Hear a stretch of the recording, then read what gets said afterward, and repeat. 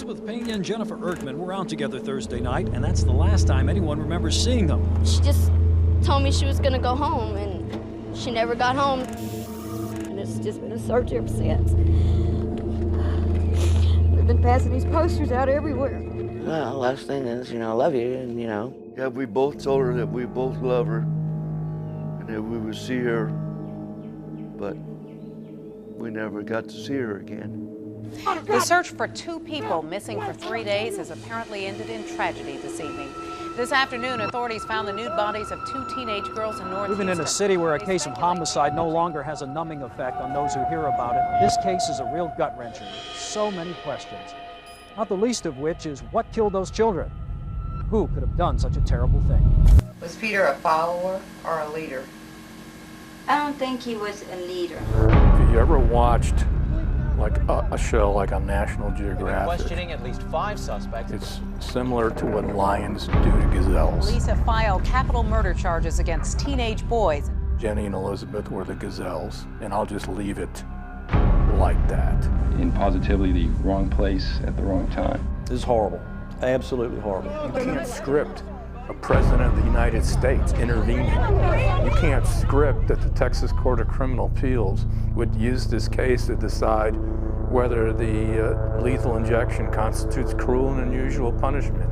You can't script the Supreme Court would decide 17-year-olds don't know that you shouldn't kill somebody. You can't script the impact that these two families have had on victims' rights. Why can't they put a belt around their neck? Why can't they stop them down with their feet like that, stomp them down the ground till they're dead? And why not lay them there for an hour and let them die? I can still remember that day. It just took so much for me. Introduce yourself and how you're related to this case. Okay, my name is Venancio Medin Jr. I was the 14-year-old kid that was involved in this case. Just broke my heart, and a piece of me is not here anymore. It's with, part of me is still with my daughter. It's just, still hard to believe that happened and it's been that long.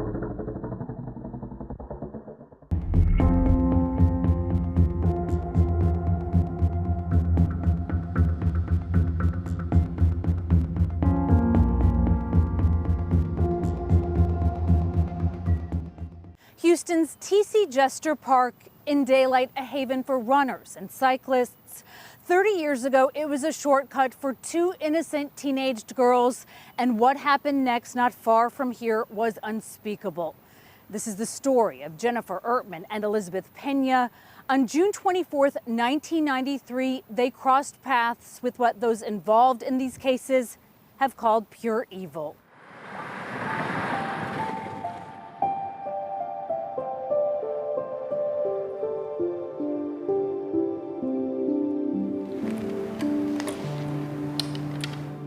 Yeah, so this was at Waltrip in the gym. I'm wearing my gym shirt, she is not, but, and this was right before the end of our freshman year. May 1993, 14-year-old Jennifer Erkman and 15-year-old Christina Alvarez were finishing up their first year at Waltrip High School. We were just hanging out in gym. They were best friends who lived close to each other, and their friendship went back years. She was funny, fun to be around, super sweet. She was obsessed with New Kids on the Block, of course, like we all were, so her room was full of posters. That freshman year, the two welcomed Elizabeth Pena into their group. She was a little older, but in the same grade, and had attended a different middle school. They all soon clicked. Super sweet, yeah, very nice. Always happy, always smiling. They were typical teenaged girls. Christina remembers Jennifer, a rule follower, a good student. Elizabeth, always with a big smile. She was Melissa and Adolph Pena's oldest child. Pretty much carefree, she loved life and her friends and like going to the beach, getting her nails done, all things little teenage girls like to do. Talk on the phone. The Peñas were happy the girls had found each other. Jennifer was a good influence, she was an only child, and her parents were strict, but they trusted her. On June 24th, 1993, the girls were invited to hang out with friends at an apartment complex in the neighborhood. By this time, Christina and her family had moved farther away. According to my mom, I was supposed to go. They wanted me to go, but she didn't let me go. Jennifer and Elizabeth did go. They had an 11:30 p.m. curfew. Elizabeth's parents dropped them off. Well, last thing is, I love you, and Yeah, we both told her that we both love her and that we would see her, but we never got to see her again.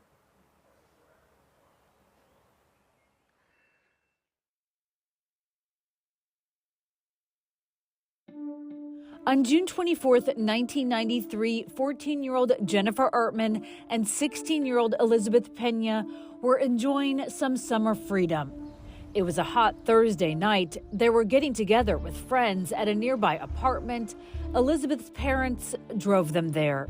I remember her and I dropped her off, and for some odd reason, she didn't call us to come pick her up. It was about midnight, I guess, close to. And she decided to walk home.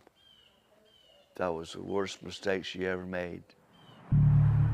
Trying to beat an 11:30 p.m. curfew, the girls took a shortcut through T.C. Jester Park. It was late and mostly deserted. They needed to get to the train trestle over White Oak Bayou. It would save some time. And they took what they thought was a shortcut. And that shortcut was a shortcut into what I would call a modern-day Texas Chainsaw Massacre. 18-year-old Peter Cantu was running the initiation of 17-year-old Raul Villarreal into what was called the Black and White Gang. They were also in T.C. Jester Park drinking and fighting. As part of the initiation, Villarreal was to take on several gang members. Derek Sean O'Brien, Jose Medellin, his younger brother Venancio Medellin, and Efren Perez were also there. Less than an hour later, the girls crossed their path, and what would follow was horrific. If you ever watched like a show like on National Geographic, it's similar to what lions do to gazelles. And Jenny and Elizabeth were the gazelles, and I'll just leave it like that. Elizabeth was the first to be attacked. Later testimony revealed Jose Medellin grabbed her and threw her to the ground. Jennifer could have gotten away, but instead ran to help her friend. It was so hard when I found that out and when I read that, because of course I was like, that's so her, but why? Why didn't you go and get help, and maybe you could both still be here, but. The girls were raped for more than an hour, but the horrific sexual assault wasn't enough. Peter Cantu decided they had to die. And then you're going to take them back there and kill them. And they had to work hard to do that. By strangulation wasn't good enough. It didn't work to make sure. Then they stomped on them, stomped on their throats, put their shoes on their throats. From Peter, I know what he did best because I heard it so many times. But I mean, kicking Elizabeth Peña in the face and the jaw with his steel-toed boots, and then stomping on Jennifer Ertman's neck to make sure they were dead. The teen boys then went back to Cantu's house and divided up the spoils, money and jewelry. Jose Medellin took Jennifer's ring with the initial E to give to his girlfriend Esther, and they bragged to Cantu's older brother and his wife about what they did. And they were listening to this horrific story, what they did to these you-know-what, and I got them, I got this, I got that, and we had to take them out. We didn't need any witnesses. They even took trophies, a little Mickey Mouse watch, showing what they did. We're going to be on the news. And luckily, they had a conscience. Jennifer and Elizabeth's parents couldn't find them, and that was unusual. It was like, okay, if they're spending the night, they should have called. And then, no word.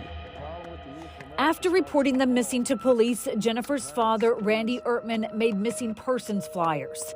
The Ertmans and Peñas had an army of the girls' friends to pass them out.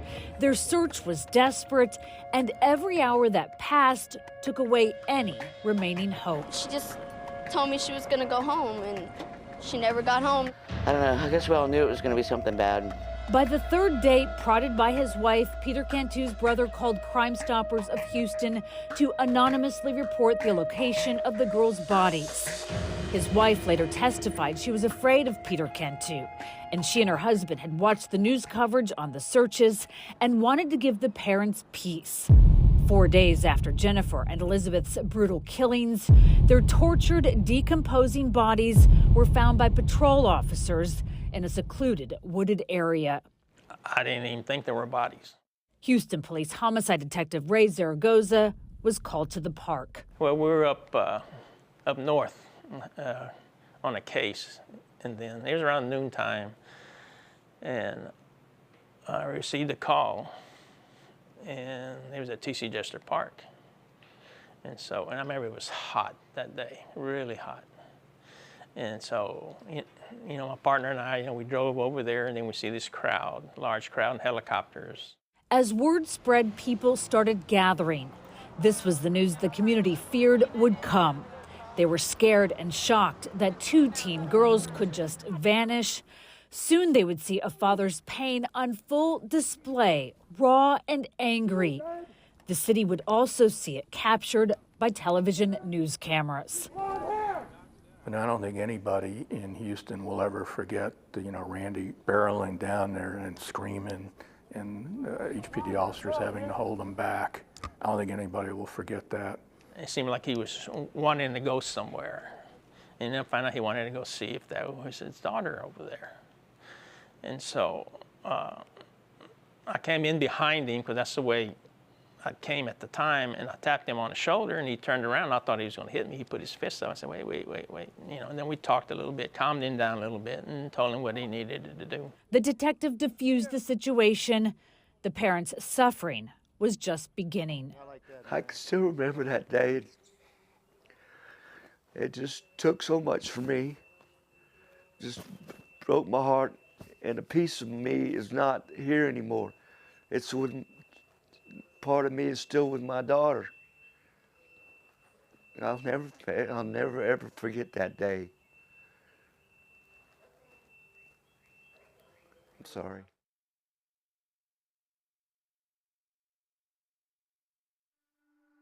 On a hot Houston night, Jennifer Ertman and Elizabeth Peña never could have predicted the evil they'd happen upon. To this day, it just bothers me. It's hard to believe. It's hard to believe that humans, especially kids, could do that. But I guess that's the way it is. That's evil. That's evil. As the girls were cutting through T.C. Jester Park in order to make curfew, they were attacked by gang members, raped and strangled.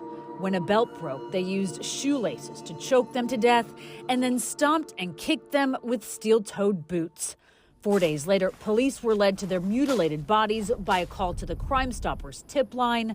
Further information led them to the gang members. We hit them around 4 o'clock in the morning, 4:30 in the morning, all at the same time. Detective Ray Zaragoza and his partner were given the arrest warrant for 18-year-old Peter Cantu. He was considered the ringleader. They found evidence from the crime in his room. We go to his room, there he is on the bed, and we arrest him at the time. And then, we're looking around, and in plain sight, on top of a dresser, we see all this jewelry and rings. Jennifer's goofy watch that her parents had given her, her necklaces and rings, and Cantu's steel-toed work boots were in his room. 17-year-olds Efren Perez and Raul Villarreal, 18-year-old Jose Medellin and his 14-year-old brother Venancio, and 18-year-old Derek Sean O'Brien were also arrested in coordinated operations that morning. Police later learned O'Brien had returned to the crime scene. I remember telling the crime scene unit at the time, because I'd watched TV and I'd watched the detective things. And I remember saying that usually the criminals are always at the scene after something happens. And I remembered that. And I told the crowd, I said, hey, I said, can you take a picture of everybody that's on the railroad tracks, stuff like that? I said, okay. Well, later on we found out O'Brien was up there, you know, and that was, I said, wow, I guess it is true that they hang around like that, you know. So that's how we found out about him. He was up there laughing. O'Brien wasn't laughing when he and 3 of the 6 suspects were walked back to jail after their initial arraignment. He kept his head down. Peter Cantu, the alleged ringleader, was not as measured. He lashed out at reporters and photographers, an outburst that showed his age and his anger. I think he was proud of what he did. He was they were all such evil people, is all I can say. Who in their right mind would do anything like that? You had to be evil.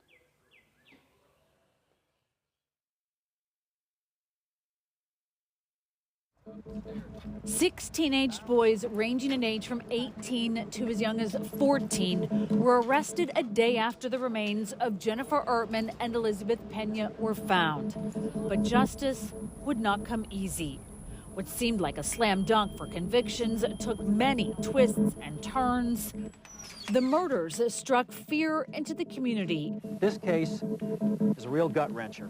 They were just walking home, not even that far away, and somebody has to do that to them. Why, you know? Definitely didn't want to go out, didn't want to, you know, didn't feel safe anywhere. And in a city numb to daily violence, the girls' deaths hit differently. And you had visual images of the pain on the parents, and because they became everybody's daughter. And it just hit home with everybody. These are the kids, and you're thinking, how does this happen? You know, we've had bad crimes in Houston. We had a lot of bad crimes in Houston while I was a prosecutor as well as a judge, but nothing compared to this. So offensive that even other inmates made their disapproval known by marking the suspects' jail jumpsuits with slurs. Prosecutor Don Smith would soon be strategizing for trial. I was off at Boy Scout summer camp with my troop, and I got a call from my investigator that says, you won't believe what happened, and it fell in our division. Out in the community, people gathered for vigils and at memorials in honor of the 2 murdered girls. The Ertmans and Penas almost always attended. The outpouring of sympathy was comforting. Oh my God, we got letters from all over the world, people with their condolences telling us that they were sorry for what happened. Hundreds of people paid their respects at the funerals. Jennifer was laid to rest first, followed by Elizabeth the next day. Coincidentally, they are buried at the same cemetery within sight of each other. For Adolph Pena, some memories never fade. I remember the last time we took her to a beach. We went to Florida, and for some odd reason, it was not long after that she got killed. And for some odd reason, I can still see her face in the back seat of that van when we were coming home. And I don't know why, I'll always remember that. She had such a good time at the beach with all our friends, and I'll never forget that. In the rearview mirror, the look on her face, she was just so happy. Peter Cantu, charged with... Within 7 months, the case against Peter Cantu was going to trial, and the others weren't far behind. It was unprecedented. Venancio confessed and agreed to testify against all the defendants except his brother. He was not charged in connection with Elizabeth's rape and was given a 40-year sentence for sexually assaulting Jennifer, the maximum sentence allowed for a juvenile in Texas. But there was a catch that didn't sit well with Jennifer's parents. Just before he turned 18, a judge could transfer him to adult prison or release him on parole. He remains in prison today. He was the state's key witness. What do you think would have been fair? What do you think would have been? He told the story to me and gave the written confession because he was genuinely remorseful of what happened. And he was important to our case because he's the only one that as far as I know, that Peter Cantu said, look, you know, Vinny, you can't go with us back into the woods. We're gonna have to kill him. You stay out here, you're too young to see that. Venancio Medellin testified against everyone except his older brother, Jose. With their star witness secured, the state needed more background on Peter Cantu. He was the first defendant to go to trial. So we had to go back and dig it all up. So you go through everything and, you know, start finding juvenile records, go to their schools, talk to the principals, school teachers, anybody that, you know, that any follow up, any lead on what kind of person has he been a danger to the community all his life or not. And what did you find about Peter Cantu? Oh, we found, you know, Peter's life of crime began back in elementary school. According to testimony, Cantu assaulted a female teacher and then bullied her. He had been kicked out of school, he was already on probation for assault, and he had his parents fooled. Was Peter a follower or a leader? I don't think he was a leader. He no doubt in my mind, he was a ring leader. You know, he was you know, kind of a dominating personality with them. It all came to a head on that hot summer night in the park. Smith knew what his final argument would be well before a jury was ever seated. The girls, you know, they never got to graduate from high school, senior prom, go off to, if they were going to go to college and try to be what they were going to be, get married, have a wedding, you know, raise children, have their own child, give their parents a grandchild. They never had a chance to do any of that. Brother Joe. Most days the courtroom was packed, the hallway overflowing. There were the Ertmans and Peñas, their supporters, and even the girls' friends and teachers from Waltrip High School. What you're seeing is the death of young girls, but what you're seeing is the death of a family as well. It's gut-wrenching for the Ertmans and the Peñas to sit through this. The testimony was grueling. The two fathers, Randy Ertman and Adolph Peña, often sought comfort in each other. Gut-wrenching details of how Jennifer and Elizabeth suffered were just too much to bear. The crime scene photos were worse. I never looked at any of the photos, and even just hearing the testimony, that was bad enough. State District Judge Bill Harmon presided. And what was your impression of Peter Cantu? He was a very, very violent individual. Harmon denied a defense request for a change of venue, reasoning even with all the pretrial publicity, potential jurors only knew the victims' names and faces. There were 5 adult defendants and 1 juvenile defendant, so they didn't really know those names. Cantu would break a smile as he entered the courtroom and would often scribble in a notebook. His defense team had to manage him. Yeah, I mean, we're worried about him behaving during trial. You know, here's that famous incident where he kicks at the cameraman, you know, when he's being led in and out of a jail. And we always sort of use that as an example of what not to do. I don't care what anybody says to you or how you feel about the testimony. All you can do is just be neutral, be calm, and not give them a reason to be mad at you in the courtroom. So, yeah, we had that as a constant concern. The defense didn't call a single witness. The evidence against Cantu was overwhelming and even included testimony from his own brother, describing how Cantu and the others bragged about the girls' murders. We didn't have an alibi. We didn't have self-defense. You know, we didn't have some of the traditional defenses that you might have, so we just had to put the state to their proof. And in all honesty, the defendant's family coming in to testify, you know, made it difficult. So if what we were really concerned about was trying to keep from getting the death penalty, we couldn't lose our credibility in the guilt-innocence phase by taking some, you know, outlandish position. Eyewitness News reporter Elma Barrera has been following every gripping moment of the trial, and she's joining us live now from the Harris County Courthouse with the verdict. After 4 days of trial and less than 30 minutes of deliberation, there was a verdict. We, the jury, find defendant Peter Anthony Cantu guilty of capital murder charge. Randy Ertman sobbed. I know he's going to be put away.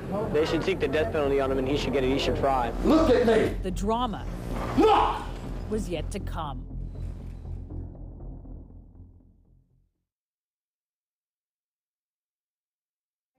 5 adult defendants charged with capital murder, and 1 had already been convicted less than a year after Jennifer Ertman and Elizabeth Pena were raped, strangled, and stomped to death. Who in their right mind would do anything like that? You had to be evil. The question was whether Peter Cantu would be sentenced to die. My job is to administer justice. And do you think it was done in the Peter Cantu case? Oh, absolutely. Absolutely. It took 4 hours for the jury to return a death sentence. I think he always knew that he was going to get the death penalty. But first, Judge Harmon made an unprecedented offer. He goes, what do you think if, when the jury comes back with a decision, if I allow Mr. Ertman to say a few words? And I just went, I think he would love that. And I asked each one of them if they wanted to have an opportunity to make a statement before I imposed the sentence, and Randy Ertman said he did, and Adolph Pena said he did not. Mr. Ertman. The weight and emotion of Randy Ertman took over the courtroom. We didn't know what was going to happen. In a booming voice, he berated Peter Cantu. Yes, sir, I do. You know, there's a lot of children back here, and I want to put myself down to your level. And I can call you sir, and I can call you a fag. You can look at me if you want. Look at me! Look! You're not even an animal. You know I have cats that kill animals? They kill an animal, they eat it. You're worse than that. You're... Excuse me. Look at me. Look at me good. Those excruciating moments in the courtroom in 1994 made way for future victim impact statements in Texas. You destroyed your life, you destroyed my life, you destroyed my wife's life, you destroyed... His, credited with being the first, the Peñas believe that day Ertman said it all. Today, such statements are standard procedure at the end of a trial. You're worse than anything I've ever seen in my life. And I hope to God, and this is wrong too, that you rot in hell. Do you understand that? Just nod your head if you can even think about talking, boy. It was just the right thing to do at that particular time in that particular case with that particular father. He was a force of his own. He was something else. Randy Ertman was something else.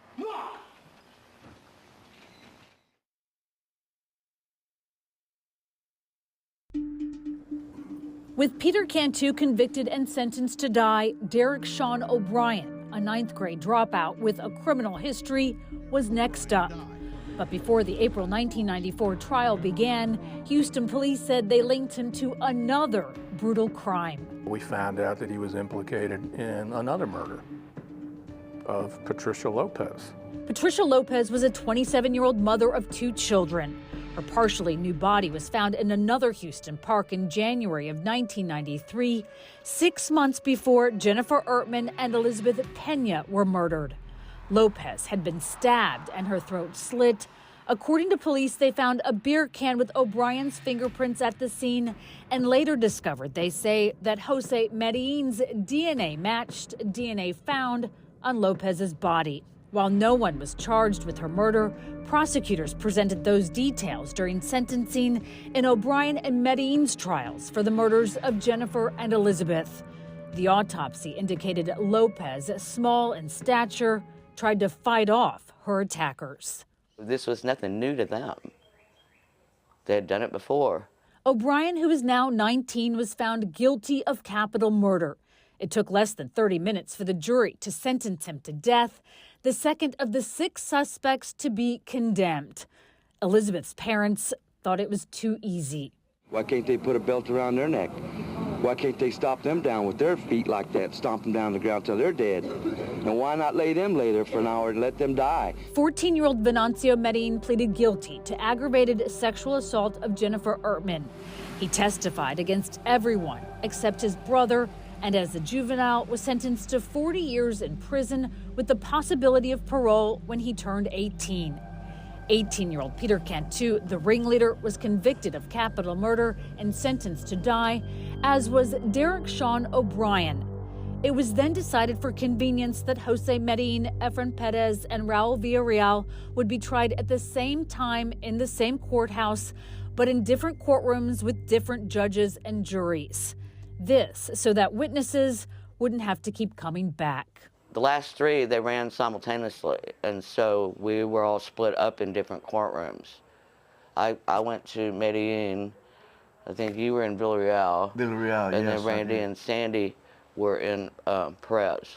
In the whole scheme of things, to get it done in one week, it made it easier on probably us as victims, and the prosecutors, and just all the people that had testified, to have them there, and just go from one courtroom to another and just get it all done. While the grisly details were confined to the courtroom, the tension spilled over into the courthouse hallways.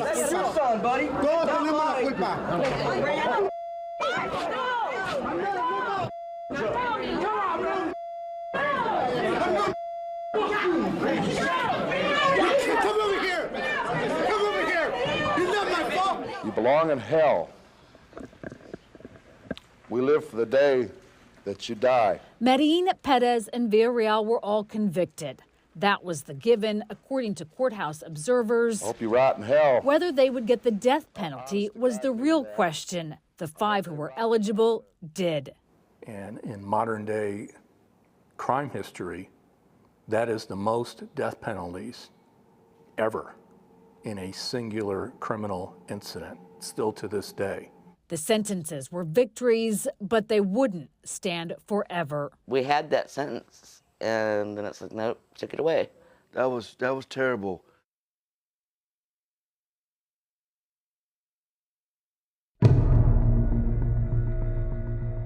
Six teenagers, 5 adults under Texas law, and 1 juvenile. By October of 1994, they were on their way to prison. The 5 adults with death sentences, the juvenile with a 40-year term. In just 16 months, justice for Jennifer Ertman and Elizabeth Pena, 2 sweet and beautiful teens who suffered in their last moments, had been served, and their parents thought the courthouse was behind them. Andy Kahn is a longtime crime victims advocate who worked for the city of Houston at the time. He befriended and often spoke for the girls' families. I still cringe to this day. It's still the worst case I've ever dealt with, read, or had privy to be on the inside to, still to this day. We think that these girls happened along and that they were in positively the wrong place at the wrong time. The murders of Jennifer Ertman and Elizabeth Pena shook Houston. The winding road to justice was frustrating. With convictions, Jennifer's father, Randy Ertman, turned his attention to when the sentences would be carried out. And he goes, hey, I'd really like to be there when they execute these guys. Can I do that? And I pause and I say, trust me, he didn't say it so nicely or politely. And I probably cleaned up that entire sentence for him. But I stopped. I said, that's a really good question. I said, let me look, let me find out. So I go back and I look, and I find out that victims' families were specifically prohibited by policy. They, along with other inmates, were the only categories of people not allowed to witness an execution. The Ertmans, Penas, and Kahn were determined to change that. They found a sponsor for a bill, and the next year they testified at a criminal justice committee hearing at the state capitol in Austin. But politics being as they are, the bill died due to behind-the-scenes infighting. Instead, Kahn found another way. So I went into Plan B mode. All right, you wouldn't pass the dang law. I'm going to get the policy changed. I called the chairman of the Board of Criminal Justice at that time, Alan Polonsky, whom the death row unit is now named after. And I said, Alan, here's the situation. Here's the deal. He listened to me. He said, all right, I'm going to put you on the next Board of Criminal Justice meeting. You come down. And he did. The Ertmans, the Penas, and myself drove down to Corpus Christi, testified in front of the 9-person board. They voted unanimously to change the policy. But it would be years before the Ertmans and Peñas would witness anything. And in legal blows to the victims' families, the executions of Efren Perez and Raul Villarreal would never come. I just don't think they deserve to be alive. I really don't. For what they did to my Elizabeth. In 2005, more than 11 years after Jennifer Ertman and Elizabeth Peña were murdered, the Supreme Court in another case, Roper versus Simmons, ruled that executing a person under 18 at the time he or she committed a murder would be a violation of the defendant's constitutional rights. The decision applied to all 17-year-olds who had been convicted of murder, so the sentences for Perez and Villarreal were commuted from death to life with the possibility of parole. Life without parole did not become an option in Texas until later that year.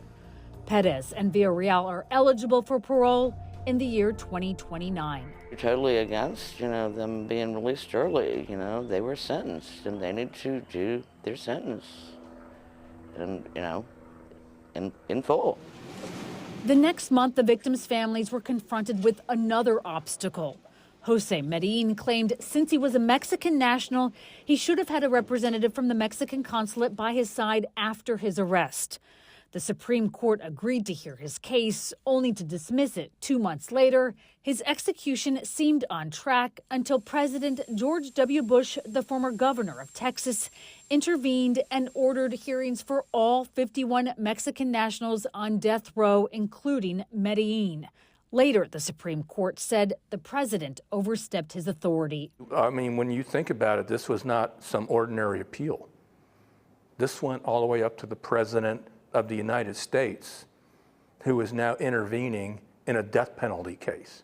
That doesn't happen. To my knowledge, it's never happened. It'll happen in a federal case maybe, but this is a state case. In 2006, Derek Sean O'Brien was the first to be executed. The Ertmans and Peñas, who pushed for the right to be witnesses, were there, along with Sergeant Zaragoza. And, what everybody says about how wrong it is and stuff like that, and how what animalistic it is, it's not like that. They just go to sleep. And how do you think that is compared to what happened to the girls? Oh, they got it out easy on that one. The poor girls had to suffer. And I mean suffer, too. But O'Brien was the only one who gave what Adolph Peña thought at the time was a heartfelt apology. And that same year, Peter Cantu got his execution date from trial judge Bill Harmon. He was brought before me in the 178th. Obviously hadn't seen Cantu since 1994. This was 12 years later.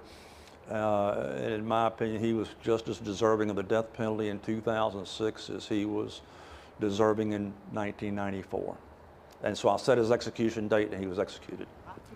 In 2010, 17 years after the crimes, Cantu, the angry ringleader who decided the girls would have to die, was executed. It just made you feel a little bit at ease, that somebody that killed your daughter is no longer alive.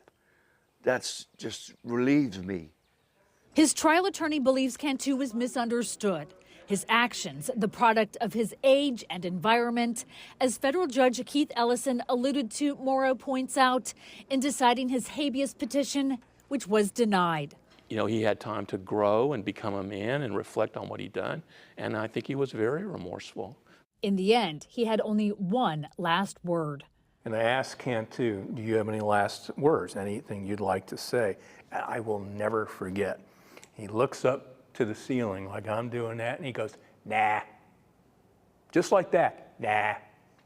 Cantu's the last of the executions. 2 years earlier, and after his last-minute appeals were rejected, Medellin was executed. The Peñas and Ertmans had made 3 trips to the Texas death chamber.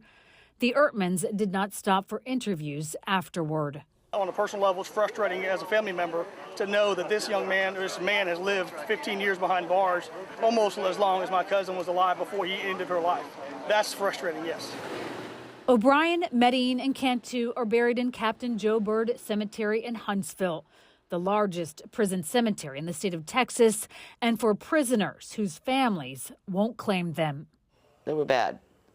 and they weren't going to get any better.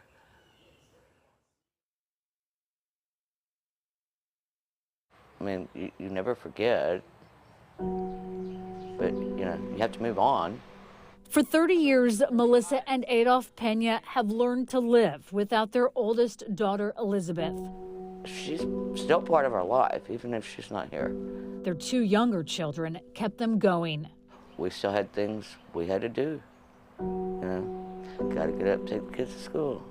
You know, there's after-school activities, there's this and there's that. But for Sandra and Randy Ertman, Jennifer was all they had. The Ertmans had worked so hard to have a child, and they had a child, pretty beautiful young girl, 14 years old, and that was the end of the line. I mean, that branch on that tree doesn't go any further.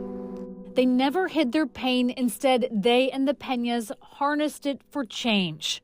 2 things, positive things, you know, spurred on from the Ertman-Pena case, and that's victim impact statements and, you know, the ability to witness executions. They're responsible for that, and that will be here by the time way before I'm gone and whatever. That will always be here, and they did it. It was time, you know, that victims' families were just not ignored, and, you know, that we have a say-so in things now. You know, it helps to have a voice. No other case has given victims more rights in Texas.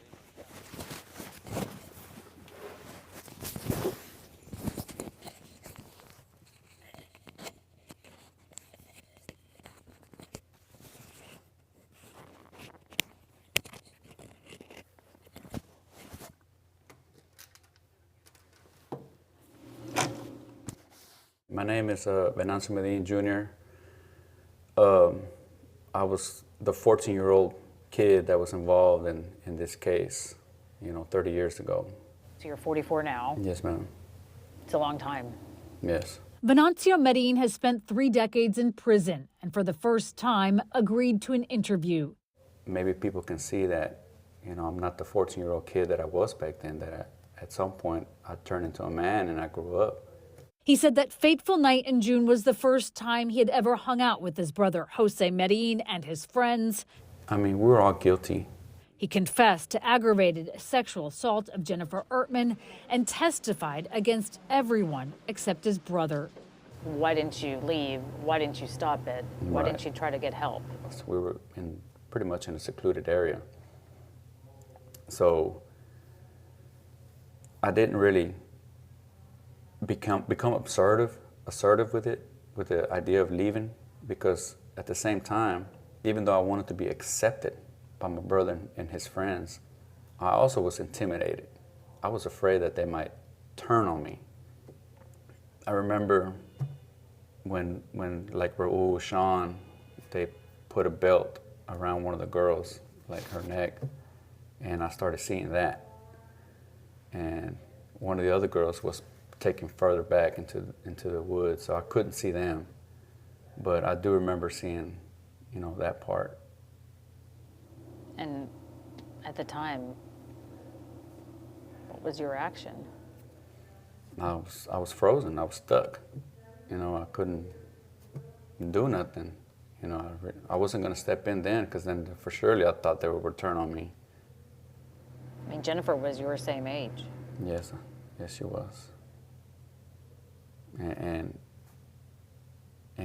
you know, I understand that it's hard to express sometimes, because anything that I say that I feel that might be a sad feeling or a negative feeling or a negative thought, you know, is dwarfed by what Jennifer and Elizabeth went through. So it's almost like what I felt or thought, it's nothing, you know, because they felt the pain, they felt the hurt and the loneliness of that night and everything. It's amplified compared to what I felt or feel currently. But still, I would want to express that I'm sorry for what happened. but I can't take it back. I wish that I could, but I cannot. Associate's degree, by the way. Medellin brought his certificates for a GED and an associate's degree.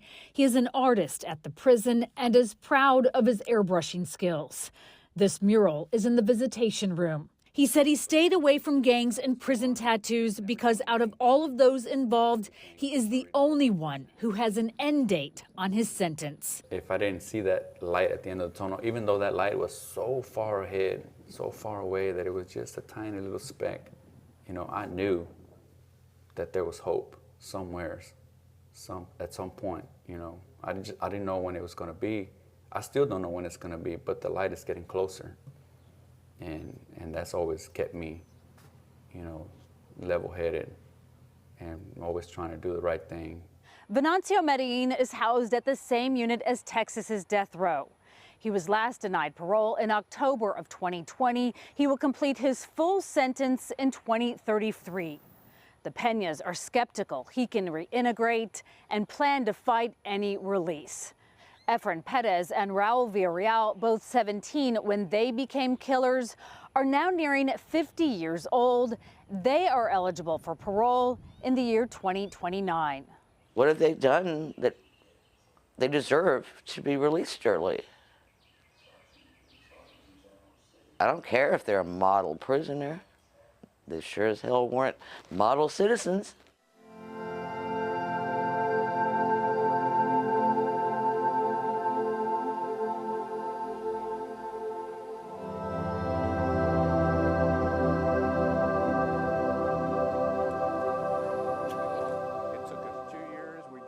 For 30 years, family and friends have lived with the memories of Jennifer Ertman and Elizabeth Peña, and they have honored them in their own ways.